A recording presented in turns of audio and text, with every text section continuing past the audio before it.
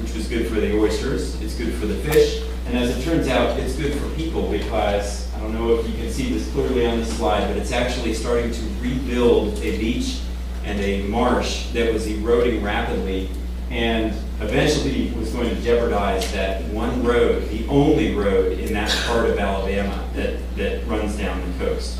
So the important thing that we've found about projects like this is that they may appear expensive. That project alone was $4 million, which is a lot of money, but it's far less money than it would have cost to build a more traditional hard engineered solution. Moreover, it actually added twice that much economic activity to the coastal communities around that project, and quite a lot of jobs were created in the process. So it was good for the oysters, it was good for the fish, good for the shoreline, good for the people in the community. What we have also discovered is that when we monitor these reefs and see that they produce fish and they produce crabs, in addition to the oysters themselves, those have an ongoing economic benefit. Those fish and those crabs enter the market through commercial fisheries, for example, and produce $35,000 per year in economic benefit, just that one reef project per year, as long as those reefs are intact and producing fish. And so what this does is it's starting to create a shift in the way we think about what an intact oyster reef can do for us. And so it allows us to answer or ask questions. How much intact oyster reef do we want in a bay to filter a certain amount of water, or to produce a certain amount of fish, or to remove a certain amount of nutrients like nitrogen pollution, or to protect specific shorelines as a natural blue infrastructure sort of solution? So the takeaway for bivalve reefs to inform your discussions here this evening would be that bivalve reefs are in bad shape globally. I should have said that that map I showed earlier had a lot of space where there were no colors. That simply means we don't know what's going on there. But from where we did have data, it suggests that bivalve reefs are in poor condition globally. They need restoring, and they can be restored. The services and the benefits that we get from restored reefs are very similar to what you get from other kinds of coastal wetlands. So they are like other coastal wetlands in that way. Those services have real economic value, and this is starting to change the way managers and communities think about the resources like oyster reefs in their local waters. What we found is to promote this, at least at the local level, and I'd like to put this forward as a question to you all, is does this help on larger scales?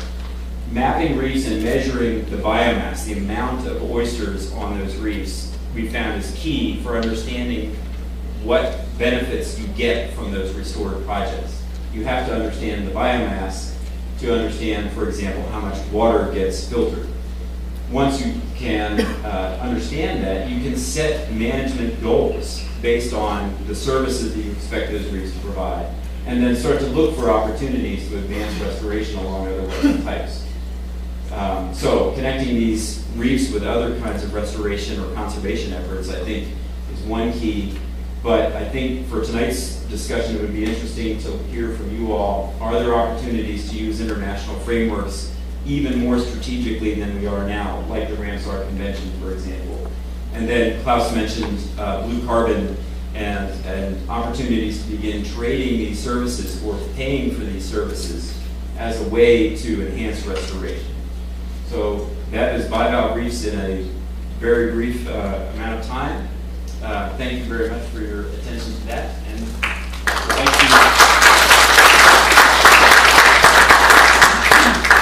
to introduce Dr. Sung-Soo Chun, who's representing the Korea Wetlands Society this evening.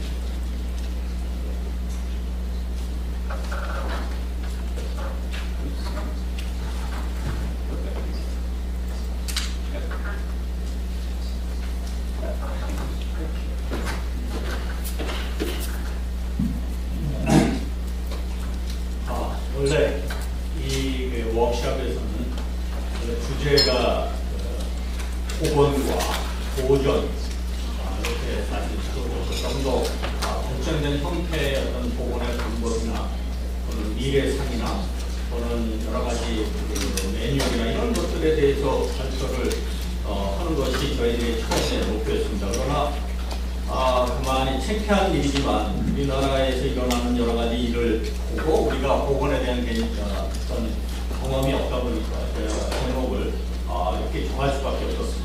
한국에서 갯벌, 바다플랫, 조반대의 어두운 그림자. 저는 이제 컨서베이션, 복원이라는 말을 도저히 쓸 수가 없어가지고 이제는 저는 보존에 대한 어떤 문제가 있다는 것을 오늘 말씀드리고 있습니다. 실제로 갯벌이 서식지로서의 어떤 백그라운드나 중요성에 대해서는 모든 분들이 다 인식을 하고 계시다 봅니다. 굉장히 많은 생명체들이 여러 가지 형태, 갯벌이라고 하더라도 여러 가지 형태의 서식지를 제공하기 때문에 굉장히 중요한 지구상의 굉장히 중요한 에코시스템입니다. 우리나라에서도 약 전체 육지면의 약 2.4%의 갯벌이 서해안에 발달이 되어 있고요. 그러나 지난 한 30년 동안 우리가 그렇게 지금 굉장히 중요시되고 있는 갯벌의 약 40%를 파괴하고 또 부분적으로 파괴하는 그런 행위를 해왔습니다. 이제는 갯벌 복원이라는 그런 개념 자체가 중요시되는 시점에서 사실은 우리가 지난 1997년에 람사 3국에 의해서도 우리나라의 갯벌의 중요성, 보존의 중요성이 강조가 된 바가 있습니다. 그리고 지금은 사실 전 세계의 많은 연안 환경에 대한 연구를 하는 사람들이 전 세계적으로 갯벌의 보존의 중요성, 저희가 말하는 조화대를 포함해서 전체 연안 습지 보존의 중요성을 강조해도 절대 절대적으로 강조를 해야 되는 시점인데 현재 우리는 과연 어떻게 하고 있나를 살펴보겠습니다. 일단 저는 간단하게 갯벌의 모습이 얼마나, 한국의 갯벌만 일단 소개를 하겠습니다. 한국의 갯벌이 얼마나 아름다운 갯벌이고 얼마나 복잡한 갯벌 형태를 갖고 있는지 보실 수 있습니다. 이것은 비교적 개발이 진행되지 않고 일부만 간척이 된 갯벌의 현재 자연 상태의 모습입니다. 굉장히 많은 수로로서 이루어져 있고 굉장히 복잡한 생태계를 유지하고 있습니다. 그래서 보시면 굉장히 아름답습니다. 아름다운 갯벌들이 펼쳐져 있고 이것이 우리가 갖고 있는 특히 황해의 동쪽편에 있는 우리나라 연안에 발달된 갯벌이었고 우리가 지금까지 훼손하고 파괴했던 갯벌들이 아직도 일부 약 60% 갯벌이 남아있습니다. 굉장히 아름다운 모습을 여러분들은 이 사진을 통해서 볼 수 있습니다. 이것보다 더 멋진, 더 좋은 모습들이 있지만 제가 발견할 수 있는 사진들은 이 정도였고요. 최근에 순천만에서 굉장히 관광으로 각광을 받고 이제 순천시는 이 갯벌 보존에 진짜 앞서가고 있습니다. 그렇다면 이 순천만 갯벌 포함해서 우리나라 서해안의 갯벌에서는 약 1년에 100만 마리 이상의 물새들이 방문을 하고 있고 200만 마리 이상의 겨울 철새들이 또 방문하는 굉장히 중요한 서식지고 생태계입니다. 저희들이 조사에 의하면 약 200종 이상의 저서 생물이 존재를 하고 있고요. 저희 조사를 더 한다면은 중형 저서동물까지 합해서 저희들은 자신하기를 2,000종 이상이 발견될 거로 자신을 하고 있는 것이 우리가 갖고 있는 갯벌 카달 플랫입니다. 그런데 최근 람사 회의에서 발표된 자료, IUCN에서 발표된 2012년 자료에 의하면 이쪽 동쪽에 있는 이스트 에이시안 오스트레일리안 플라이웨이를 에서의 어떤 문제가 발생하느냐를 제시한 결과가 있습니다. 이 결과에 의하면 아래 보시다시피 많은 철새들이 이 황해를 거쳐서 다시 이동을 하게 되는 굉장히 중요한 곳에 바로 우리나라를 포함한 중국의 연안 습지가 존재하고 이 연안 습지들이 굉장히 중요한 역할을 하고 있는데 과연 지금 어떤 위기에 처했고 어떤 위협을 받느냐 하는 것을 우리가 검토해 볼 필요성이 있습니다.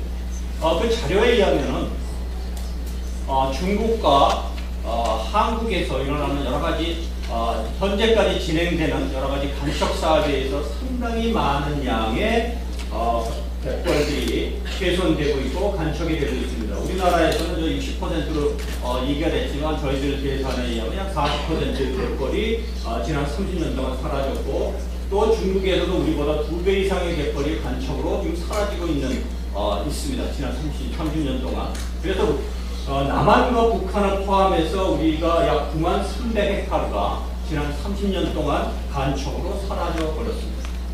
이렇게 중요하게 생각하는 갯벌들이 지금 현재도 사라지고 있고 계속 사라지고 있습니다. 또 하나 위협이 되는 것으로서는 타달 배러지 파워, 우리는 말하는 조력발전에는 타달 배러지 파워와 타달 커런트 파워가 있습니다. 그 중에 조력댐을 건설해서 조력 발전을 하는 댐들이 그런 것들이 추진되고 있는데 이것은 우리 인천에 예를 든다면 인천만에 어마어마한 넓이의 갯벌과 조하대를 간척을 해서 반 정도 간척을 하는 거죠. 일단 다이크로 다 막은 후에 여기를 이제 조력 발전을 하게 되는데 이것은 완전히 소멸보다는 상당한 데미지를 입는 그러한 일들을 현재 진행을 하고 있습니다. 지금까지 지금 진행이 되고 있는 현재도 진행이 되고 있는 그 타달 배러지 파워 조력댐 발전은 지금 여기서 보시면은 강화 또 인천, 가로림 또는 아산 한 4개 정도 대형 조력댐 발전이 추진되고 있고 그걸로 인해서 소멸되거나 또는 상처를 입을 갯벌의 면적이 33,800헥타르에 이릅니다. 이것이 현재 우리가 한국이 갖고 있는 형태입니다. 이것이 과연 제가 왜 리스토레이션 갯벌 복원을 얘기하지 못하고 갯벌 보존의 어두운 그림자를 얘기할 수밖에 없었던 이유가 되겠습니다. 실제로 전 세계적으로는 갯벌의 복원과 염습지의 복원을 주장을 하고 있고 그것의 효과에 대해서 앞서 발표하신 분들처럼 굉장히 더 많은 경제적인 효과를 얻고 있음에도 불구하고 우리는 이것을 훼손시키는 조력된 발전을 계속 추진하고 있고 아직도 대형 간척 사업이 진행이 되고 있는 실정입니다. 자, 이게 남한은 사실은 우리나라 대한민국, 한국은 실제로 선진국 대열에 들어서기 시작했습니다. 발을 디딛기 시작했는데 그렇다면 선진국이라면